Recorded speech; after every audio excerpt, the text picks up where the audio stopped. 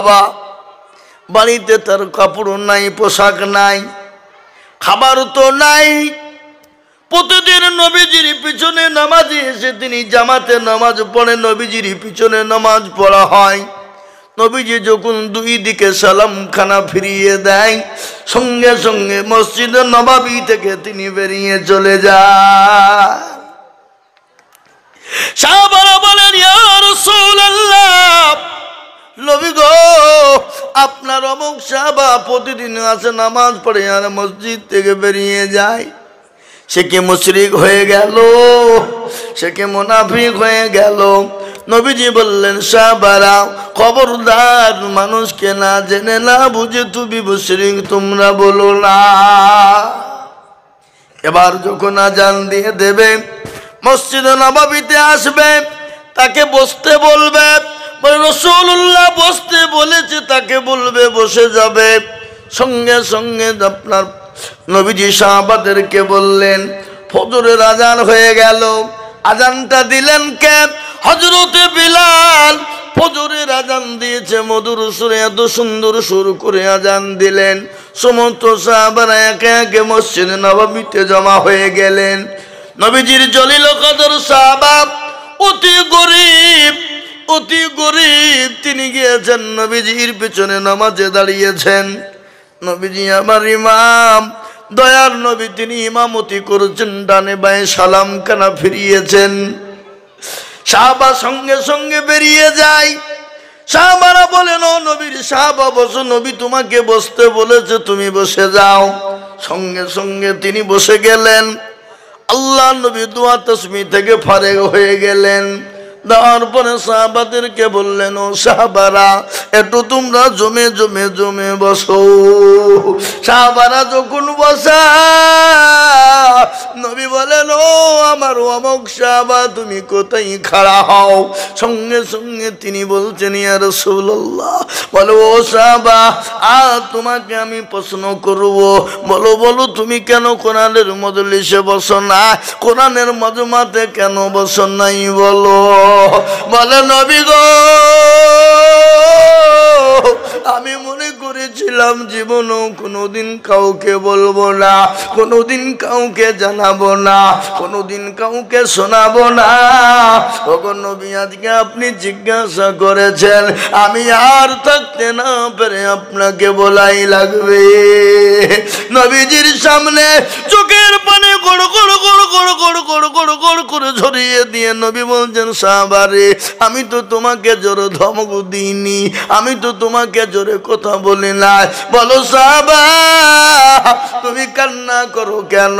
বলে, ইয়া রাসূলুল্লাহ, আমি জীবনও কোনোদিন বলবো না মনে করেছিলাম, কিন্তু নবী গো, আজ আপনি জিজ্ঞাসা করেছেন, আমি না বলেও থাকতে পারলাম না গো নবী।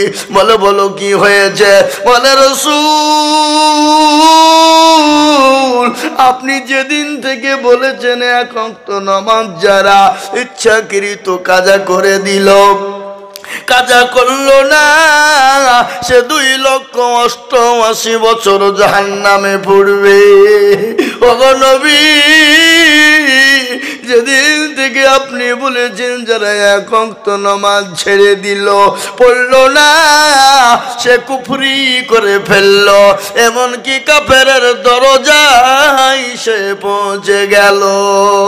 ওগো নবী, খোদার কসম করে বলে, রাসূল, আমি কিন্তু বলতাম না, কিন্তু ইয়া রাসূলুল্লাহ, আমার বাড়িতে দ্বিতীয় কোনো কাপড় নাই, দ্বিতীয় কোনো পোশাক নাই।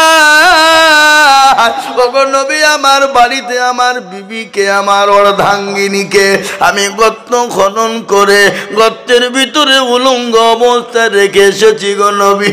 ওগো রাসূল, আমি আমার বিবির পোশাক না খুলে এনেছি, আমি তাড়াতাড়ি করে বাড়ি যাই, আমি আপনার মজলিসে বসতে পারি না, আপনার মজমাতে বসতে পারি না। ওগো রাসূল, আমি তাড়াতাড়ি করে বাড়ি গিয়ে আমার বিবিকে পোশাক না খুলে দিই, আমার বিবি তো কোনো নামাজ কানা আদায় করে নাই। সুবহানাল্লাহ। মুসলমান দরদি নবী বলেন সাহাবা তুমি বাড়ি চলে যাও, তোমার বিবির নামাজের টাইম হয়ে গেল, তোমার বিবির নামাজ কাজা হয়ে গেল। আল্লাহ নবীর সাহাবা তিনি বাড়ি চলে গেলেন চক্ষু ভরা নিয়ে, চোখে পানি ভরপুর, গোটা শরীর চোখের পানিতে ভিজে গেল। বাড়িতে গিয়ে বিবিকে সালাম দেয়, বিবি বলেন ওয়ালাইকুম আসসালাম। ও প্রাণের স্বামী, আপনার এত দেরি হয়ে গেল কেন, আপনি একটু বলুন। বলে বিবি রে, ওরে বিবি, আমি মনে করেছিলাম জীবনে কোনোদিন কাউকে বলবো না, কিন্তু আজকে নবী জেনে নিয়েছে, সাহাবারা জেনে নিয়েছে। ওরে বিবি, আমি মনে করেছিলাম কাউকে বলবো না, কিন্তু হাবিব জেনে নিয়েছেন, সাহাবারা জেনে নিয়েছেন। স্বামী স্ত্রীতে বলে আল্লাহর কাছে প্রার্থনা করে বলছে, খোদা গো, দুনিয়ার কোনো মানুষের কাছে সাহায্য নেব না, দুনিয়ার কোনো মানুষের কাছে হাত আমরা পাতবো না, দুনিয়ার কারো কাছে কিছুই নেব না। ও আল্লাহ, আমাদেরকে কেউ সাহায্য করার আগে আমাদের স্বামী স্ত্রী যেন দুনিয়া থেকে মৃত্যু হয়ে যায়। আমার নবীর দুই চোখের কোন দিয়ে গড় গড় গড় গড় গড় গড় করে পানি ঝরে গেল। আমার নবীর কান্না দেখে সাহাবাদের চোখে কারো পানি থামে না। সমস্ত সাহাবারা মসজিদে নববীতে চোখের পানিতে তাদের গোটা শরীরটা ভিজে গেল, দাড়ি মুবারক নবীজির ভিজে গেল। আহারে, আমার সাহাবাদের এত বড় কষ্ট। আমাকে আমার আল্লাহ বলেছিলেন, নবী গো, আপনাকে আপনি একটা বার আকাশের দিকে লক্ষ্য করে বলুন, আমি আল্লাহ গোটা মক্কাবাসীটা আপনার জন্য সোনায় পরিণত করে দেব। সুবহানাল্লাহ বলুন। কিন্তু নবী বলেন, না না, আমি দুনিয়ার জমিনে বড় লোক হয়ে চলতে চাই না, ধনী হয়ে চলতে চাই না। আমার আল্লাহর কাছে আমাকে চাওয়া প্রয়োজন ছিল না। আমি একটা বার যদি আকাশের দিকে লক্ষ্য করতাম, আমার আল্লাহ আমার জন্য মক্কার জমিনে পাহাড়গুলো সোনাতে পরিণত করে দিত। কিন্তু না গো না, আমি দুনিয়ার জমিনে গরিবী হালতে দুনিয়া থেকে যেতে চাই। ওগো মুসলমান, নবীর সাহাবাদের কতটা কষ্ট। আল্লাহ নবী বলেন, সাহাবারা যাও তোমরা বাইতুল ফন্ডে থেকে মাল নাও, নেওয়ার পরে আমার সাহাবার বাড়িতে নিয়ে যাও, তাকে খাবার দাও, পোশাক দাও। বাড়িতে নিয়ে গেল, সালাম দিল, সালামের কোনো উত্তর পেল না। আবার সালাম দেয়, পেল না। তৃতীয়বার সালাম দিয়ে গেল, পেল না। তারপরে দরজা খুলে দেখে স্বামী স্ত্রী দুজনেই মিলে দুনিয়ার জমিনে তারা বেঁচে না, আল্লাহর ডাকে সাড়া দিয়ে তারা চলে গেছে। ও মুসলমান জীবনী, সাহাবাদের করুণ কাহিনী আপনাদেরকে আজকে তুলে ধরছি রে বাবা। আজকে শুনেলেন, সাহাবারা নিজেরা খায় না, কিন্তু জীবন দিয়ে দিয়েছে ইসলামের জন্য, নবীর জন্য, দ্বীনের জন্য, আল্লাহর মহব্বতে, নবীর ভালোবাসাতে তাদের জীবন উৎসর্গ করে দিয়েছে। আজ আমি আপনাদেরকে বলবো, জীবন দিতে হবে না, বিবিকে বিয়ে করতে হবে না, সন্তানকে এতিম করতে হবে না। আজ আমি আপনাদের কাছে একটা হাদিস পড়েছি। আল্লাহর নবী বলেছেন, মান বানা লিল্লাহি মসজিদান বানাল্লাহু লাহুল বাইতান ফিল জান্নাহ। নবী বললেন, যারা মসজিদ বানিয়ে দেয়, আল্লাহর ঘর বানিয়ে দেয়, আল্লাহ তার জন্য জান্নাতে ঘর তৈরি করে দেবে। আজকে সারা ওয়ার্ল্ডের মাটিতে, গোটা পৃথিবীর জমিনে বেঈমান, কাফের, মুশরিক, ইহুদি, খ্রিস্টান যিনারা রয়েছে, আজকে তারা চাইছে মসজিদ থবো না, মাদ্রাসা থবো না, ইসলাম থবো না, কোরআন থবো না। কিন্তু আমরা বলবো, রে বেঈমান, কাফের, মুশরিকের দলেরা, আমাদের জীবন চলে যাবে, কিন্তু আমরা মসজিদ, মাদ্রাসা, ইসলামের কেউ ক্ষতি হতে দেব না। একটু চিল্লিয়ে হাত উঁচু করে বলুন ইনশাআল্লাহ। তুলুন। অনেকেই তুলেনি, ওরা মনে মনে করছে যে তুললে হয়তো বিপদ হয়ে যেতে পারে, বুঝলেন না? অনেকে মনে মনে করছে ইসলামপুরের লোক যে তুললে হয়তো বিপদ, হ্যাঁ, কিন্তু যে তুলল সে জিতল, যে তুলল না কি হলো, জোরে বলুন, কি হলো গো? হেরে গেল। এ বাবা, ওরা মনে করছে মৌলবি দেখতে পাবে না, কিন্তু যেটা কেউ দেখে না সেটা দেখে কে? যেটা কেউ জানে না সেটা জানে কে? যেটা কেউ বুঝে না সেটা বুঝে কে? কবি বলেছে, কি বলেছে? সবাই বলে আমি ভালো, আমি জানি কি, আমার মনের গোপন খবর জানে আল্লাহ জি। আলোতে আধারে নির্জনেতে কথা কি করেছ তুমি সব জানে সে। তাহারি চোখেতে কেউ যাবে না পাখি, আমি জানি কি, সকলের কাছে ফাঁকি চলবে কিন্তু আমার আল্লাহর কাছে কোন রকম ফাঁকি চলবে না, চলবে না। তাই আমি আপনাদেরকে আর একবার বলি, গোটা পৃথিবী চাইছে মাদ্রাসা মসজিদ থব না, কোরআনকে থব না, দিনকে থব না, ইসলামকে থব না, কিন্তু আমি বলবো ফেরাউন পারেনি, নমরুদ পারেনি, আবু জেহেল পারেনি, আবু লাহাব পারেনি, উতবা পারেনি, সাইবা পারেনি, মুগিরা পারেনি। তারা যখন পারেনি, এই যুগের বেঈমান খ্রিস্টান ইহুদির দলেরা ইনশাআল্লাহ তারাও পারবে না, মরতে দামটা কিয়ামত পর্যন্ত পারবে না। একটু হাত উঁচু করে বলুন ইনশাআল্লাহ। নামিয়ে দেন হাত, খুলুন কোরআন। কোরআনে আল্লাহ বলে দিলেন, আল-ইয়াউমা নাখতিমু আলা আফওয়াহিহিম ওয়া তুকাল্লিমুনা আইদিহিম ওয়া তাশহাদু আরজুলুহুম বিমা কানু ইয়াকসিবুন। কিয়ামতের দিনে আমার আল্লাহ জবানে তালা মেরে দেবে। হাতকে বলবে কোন কাজে ব্যয় করেছিল? হাত বলবে মাবুদ গো, ওই ইসলামপুর হসপিটালের মোড়ে বক্তা আজিজুল বলেছিল আল্লাহর দিনকে বাঁচাবা কারা, কোরআনকে বাঁচাবা কারা, মসজিদ মাদ্রাসাকে বাঁচাবে কারা? হাতটা তুলবে তারা।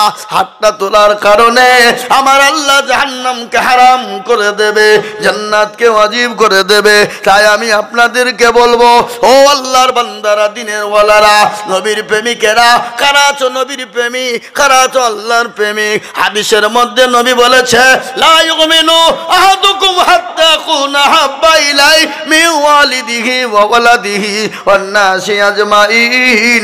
ওই ব্যক্তি সব থেকে ঈমানদার, পরহেজগার, দিনদার, আল্লাহওয়ালা বা আল্লাহওয়ালা, দিনওয়ালা, নবীওয়ালা, যতক্ষণ পর্যন্ত তার বিবি, বাচ্চা, জমি, গাড়ি, বাড়ি, ধন সম্পদের থেকে আল্লাহ তার রসুলকে বেশি না ভালোবাসবে। তাই আমি বলবো বা এটা হলো মসজিদের উন্নতি কল্পে জালসা। আমি শুনলাম, আমাকে হযরত হাফেজ বললেন, হুজুর গো আমাদের মসজিদটা জায়গা হয় না, মানুষ আসে না, তাই মসজিদটা করার জন্য আর একটা জায়গা কিনা হলো, 25 লক্ষ টাকা দাও।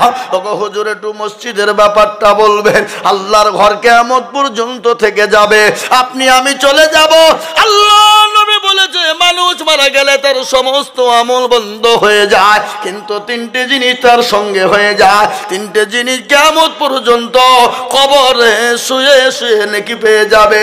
একটা হলো আমলে সলিহা, ভালো আমল করবে যারা, ভালো কাজ করবে যারা, মসজিদ বানাবে যারা, মাদ্রাসা বানাবে যারা, কোরআন বানাবে যারা, কোরআনের হেফাজত করবে যারা, দিন বানাবে যারা, দিনের হেফাজত করবে যারা, কিয়ামত পর্যন্ত কবরে শুয়ে নেকি পেয়ে যাবে। তাই আজ আমি বলবো, আমি আজিজুল হক আপনাদের পার্শ্ববর্তী এলাকার ছেলে, আমার বাড়ি বহু দূর নয়, আমার বাড়ি সীতানগর গধনপাড়ায় বাড়ি রে বাবা। আমি আপনাদেরকে বলি বাপ, আল্লাহর ঘর মসজিদটা বানানোর জন্য আমি আপনাদের কাছে একটু হাত উঁচু করে দেব। আমি বহু জায়গায় লাখ লাখ লাখ লাখ টাকা করে চাই, আমি বহু জায়গায় 1 লাখ 1.5 লাখ 2 লাখ টাকা করে বলি, কোন জায়গায় 5 লাখ টাকাও চাই। আজ আমি আপনাদের কাছে লাখ লাখ টাকা চাবো না, আমি আল্লাহর ঘর মসজিদের জন্য আমি মাত্র 20,000 করে টাকা দেখতে চাই। বহু টাকা বহু দিকে চলে যায়, বিবি বাচ্চার পিছনে চলে যায়, ছেলে মেয়ের পিছনে যায়, আত্মীয় স্বজনের পিছনে যায়। আমি জানি ইসলামপুরের মাটিতে 1 লাখ টাকা 2 লাখ টাকা দেওয়ার লোক আছে, নাই গো? 20 10 লাখ 20 20 লেখেন ইনশাল্লাহ। চাঁদ মোহাম্মদ ভাই আমি জানি 20,000 টাকা দেবে। 10,000 টাকা দিবে। আর বাপ মারা গেছে, আর বাপের জন্য একটু দোয়া করে। কোথা বাড়ি?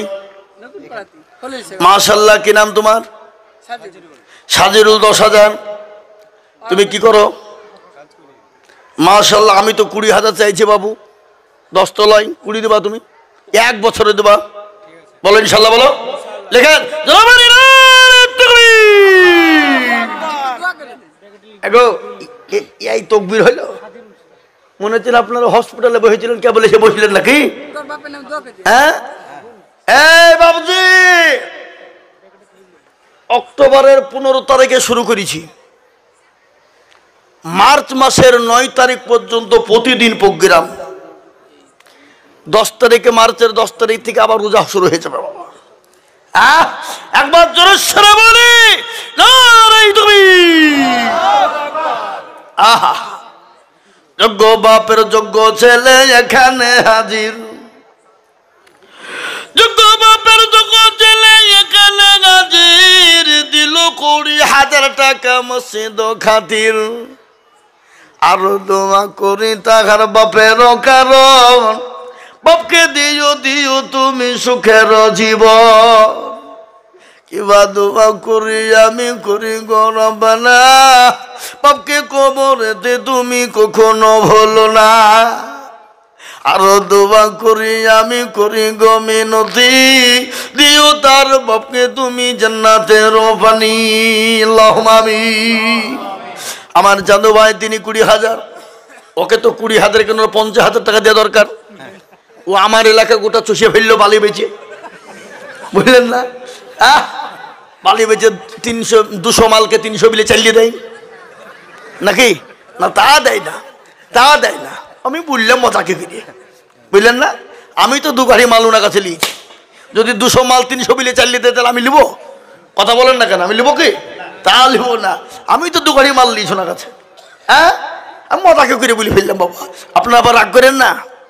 চালু ভাই আমাদের এলাকায় প্রতিদিন ওর গাড়ি ঢুকছে।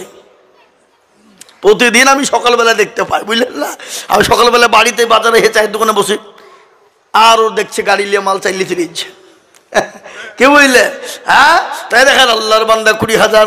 আল্লাহ তুমি মাফ করো, আল্লাহ কবুল করো, আল্লাহ যা দিলে ভালো গাই তুমি তাই দিও গো মাওলা।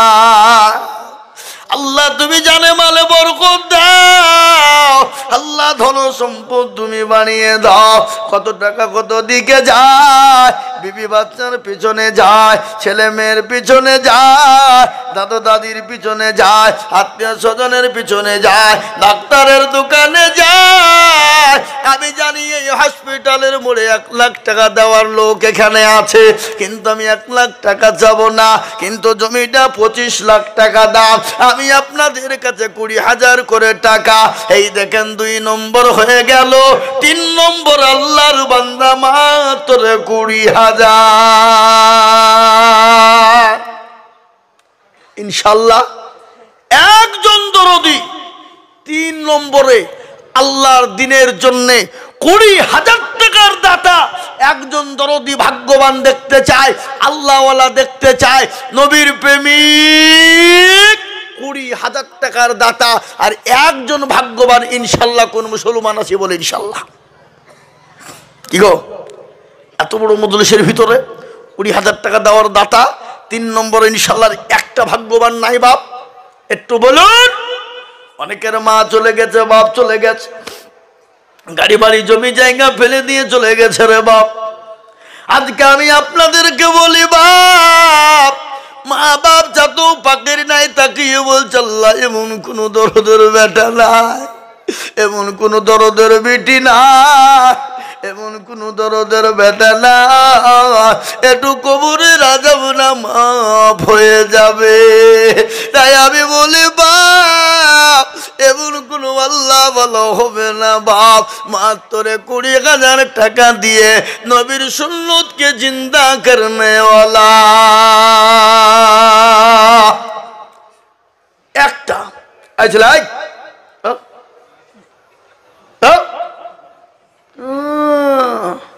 আর উঠা হবে না, পোশাব চাপে লেখেনি, পোশাব করি লিব। কিন্তু উঠতে দেব না। ফ্রি ফায়ার খেলা তখন ঘন্টার পর ঘন্টা পর মার মার মার মার মার মার মার মার, তখন আর টাইম লাগে না, তখন উঠতেও মন যায় না। ফ্রি ফায়ার খেলে না আপনাদের খেললো? ছেলেমেয়েরা খেলে না খেলে না? হ্যাঁ, ফ্রি ফায়ার পাবজি রাত্রি 12টায় 1টা 2টো 3টি মার মার মার মার মার চালা। হ্যাঁ, কিন্তু বাবুজি ও মালগালা জানে না যে ফ্রি ফায়ার আর পাবজি খেললে কি ক্ষতি হয়। চোখ যাবে, জান যাবে, মান যাবে, হায়া যাবে, লজ্জা যাবে, তিক যাবে, ঘৃণা যাবে, শরম যাবে, হাড় যাবে, কিডনি যাবে, জীবন যাবে, জীবনের যৌবন চলে যাবে। যুবক তুমি টের পাবা না। ও যুবক, আজকে তোমাদেরকে বলি যুবক শুনে নাও, ইসলামের ফাউন্ডেশন যুবকেরা, ইসলামের জন্য রক্ত দিয়েছে যুবকেরা, ইসলামের জন্য জীবন দিয়েছে যুবকেরা, ইসলামের জন্য এগিয়ে গেছে যুবকেরা। কিন্তু আমাদের ঘরের যুবকরা আজকে তারা মোবাইলে ব্যস্ত, কাজে কর্মে ব্যস্ত, কিন্তু আল্লাহর ডাকে সাড়া দেয় না। আল্লাহ তো তাকেই ভালোবাসে যে যুবককে দুনিয়ার সবাই তাকে চায়, সবাই ভালোবাসে। আমার আল্লাহ সেই যুবকদেরকে ভালোবাসে। তাই মুসলমান দরদি, আল্লাহর ঘর মসজিদের জন্য বাবা মাত্র 3 নম্বর আর একজন দরদি মাত্র 20,000 টাকা। ইনশাল্লাহ হবে না বাপ? ও সোনা, 20,000 টাকার দাতা 3 নম্বরে। এমন কোনো বাপজি নাই, এমন কোনো আল্লাহওয়ালা নাই। আল্লাহ না, মুরব্বী মানুষ যদি প্রয়োজন হয়ে যাবেন। কত? 20। আল্লাহ, কি নাম বাপ? আলাউদ্দিন সাহেব। কোথা বাড়ি? আলাউদ্দিন নতুন পাড়া, ইসলামপুর।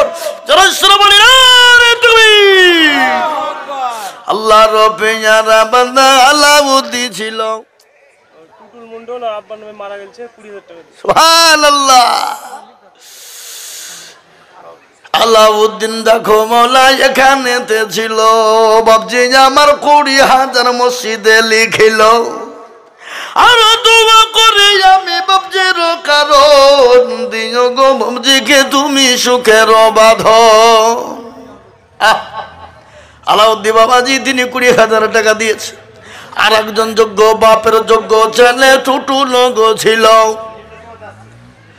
যোগ্য বাপের যোগ্য ছেলে টুটুল গো ছিল। 20,000 টাকা দেখো বাপের নামেতে দিল। আরো দোয়া করি আমি টুটুলের কারণ দিও আল্লাহ দিও তারে সুখের জীবন। আরো দোয়া করি তাহার বাপের জন্যতে শান্তি সুখ দিও তুমি কবর বিছেতে।